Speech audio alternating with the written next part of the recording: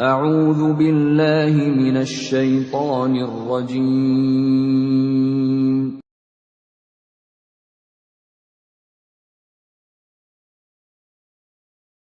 Masya Allah.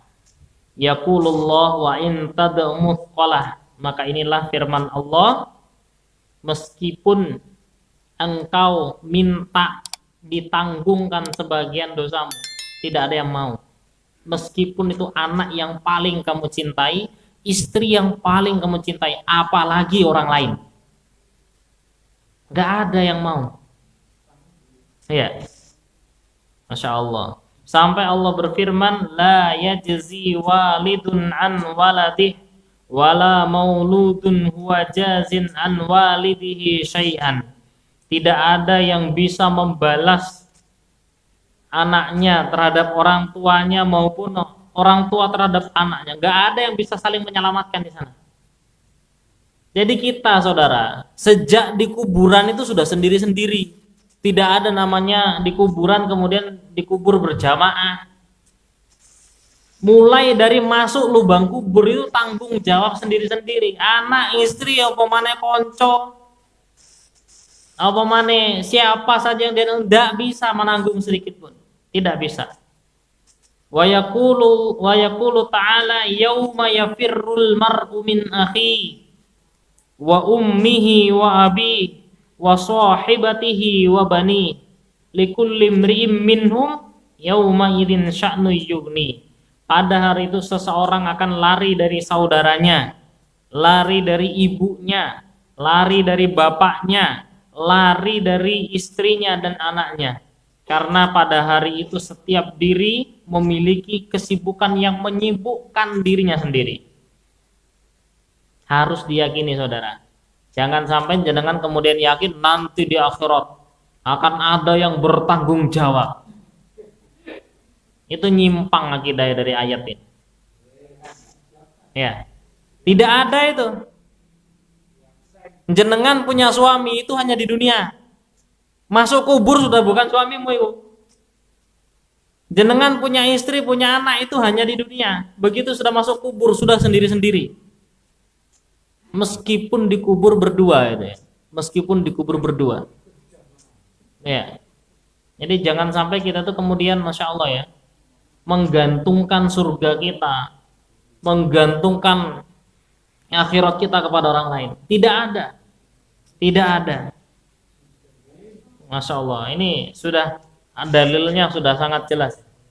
Ya.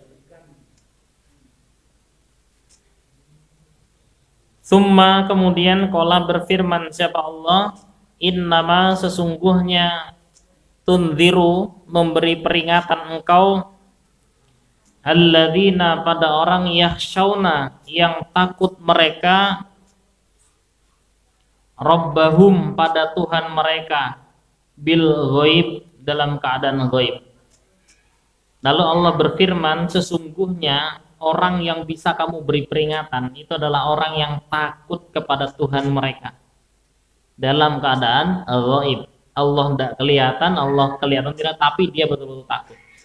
Jadi saudara, kita itu kalau dakwah kepada orang tidak usah berharap orang itu mau dengarkan, nggak usah. Karena apa? Sudah dinas oleh Allah bahwa yang mau mendengarkan itu hanya orang yang memang takut pada Allah.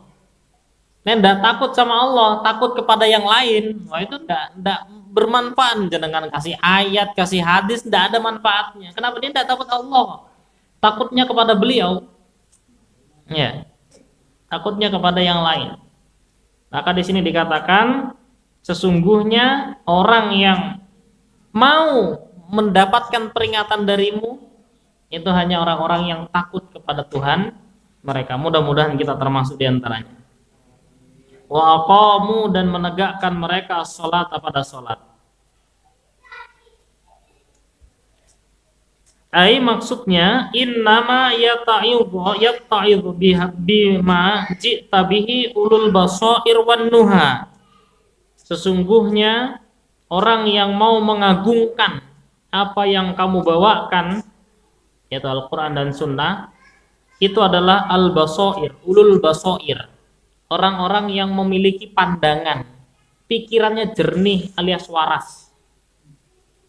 Masih akalnya masih sehat. Wan nuha, dan memiliki akal. Jadi matanya tidak buta, mau diajak melihat realita, kemudian akalnya masih berfungsi. Hatinya masih jalan, itu mau mendengarkan seperti itu. Kalau yang tidak langsung ngoh, udah beda kita. Al-khaifuna mir rabbihim, adalah orang-orang yang takut kepada Tuhan mereka. Al-fa'iluna ma amarahum bih, dan orang-orang yang mengerjakan apa yang diperintahkan kepada mereka. Ya, mudah-mudahan kita termasuk di antaranya. Orang yang mau mendengarkan ayat-ayatnya Allah, mau mengamalkan apa yang diperintahkan Allah. Hanya tunduk dan patuh kepada Allah. Waman tazakka, dan barang siapa yang mensucikan diri, fa innama, maka sesungguhnya ia tazakka, mensucikan diri dia, li nafsih, manfaat untuk dirinya. Ai wa man amila sholihan fa innama ya'udu naf'uhu ala nafsih.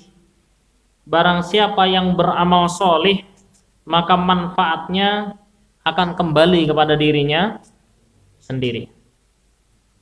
Jadi panjenengan mengamalkan apapun, kita semua mengamalkan apapun, itu hanya akan kembali kepada diri kita sendiri. Maka saudara, dalam setiap hal, ini juga termasuk rukun iman. Iman kepada malaikat-malaikatnya Allah, bahwa kita ini oleh Allah dibekali beberapa malaikat. Diri kita ini loh ada beberapa malaikat. Yang pertama adalah malaikat Qorin. Dalam hadis sahih dijelaskan bahwa setiap orang lahir di dunia diberi Qorin, satu dari malaikat, satu dari jin. Dan itu yang selalu membisikkan kebaikan dan keburukan. Tinggal yang mana yang kita sering dengarkan. Yang kedua ada namanya malaikat Raqibun Atidun. Nah, kita kemudian sering mengatakan Raqib dan Atid gitu ya. Padahal itu sifatnya malaikat itu.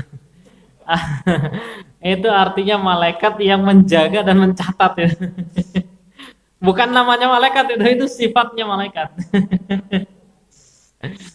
Itu selalu mencatat yang sebelah kiri dan kanan. Yang kanan mencatat kebaikan, yang kiri mencatat keburukan.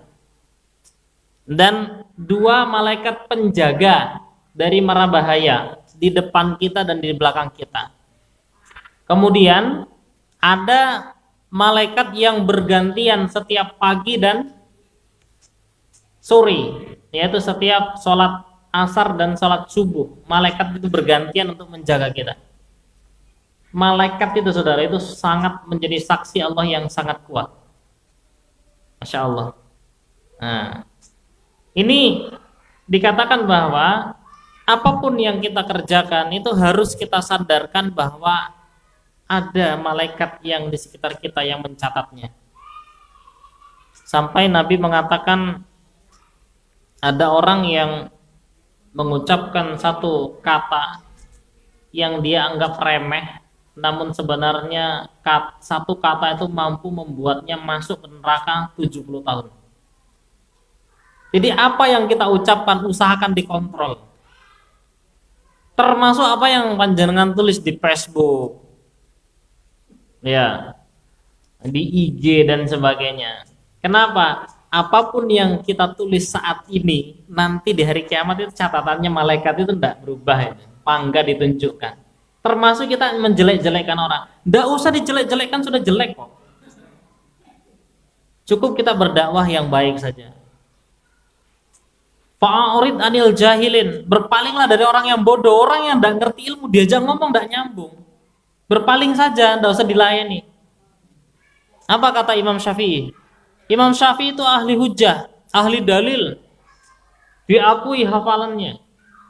Beliau mengatakan, berikan saya 10 ahli hujjah, saya akan berhujjah dengan dia. Artinya debat dalil dengan dia. Tapi kamu berikan satu orang bodoh, saya nyerah. Karena apa? Sifat orang bodoh itu kepingin menang dan tidak tahu. Jadi kasih ini ndak paham, kasih ini ndak paham, tapi merasa benar. Fa'arid anil jahilin. Jangan menghabiskan waktu kita untuk hal-hal yang tidak bermanfaat seperti itu.